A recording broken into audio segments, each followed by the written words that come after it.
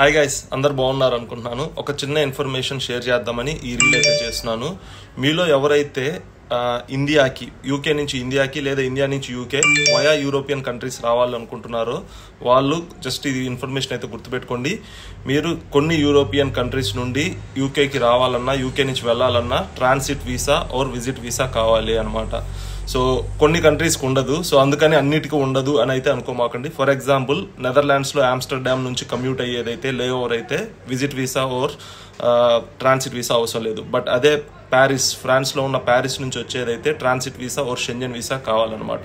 So for example if మీరు London నుంచి ఇండియాకి వయా ప్యారిస్ వెళ్తున్నారు అంటే ఇక్కడ లండన్లో మిమ్మల్ని ఫ్లైట్ ఎక్కే ముందు మీకు విజిట్ వీసా ఉందా లేదా ట్రాన్సిట్ వీసా ఉందా లేదా యూఎస్ విజిట్ వీసా అయినా ఉందా అని ఇవి చూస్తారు. ఇవి ఉంటేనే మిమ్మల్ని ఫ్లైట్ ఎక్కనిస్తారు, లేకపోతే ఎక్కనివ్వరు. సో జనరల్గా యూరోపియన్ లే over flights, connecting flights rate ఎందుకు తక్కువ ఉంటాయంటే ఈ రీజన్ వల్లే. విజిట్ వీసా కావాలి కాబట్టి. జర్మనీకి, ఫ్రాన్స్కి ఇలా కొన్ని కంట్రీస్కి ఉంటాయి, కొన్నిటికి ఉండవు.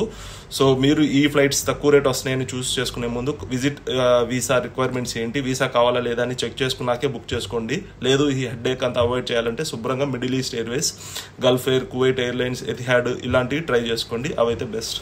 See you all.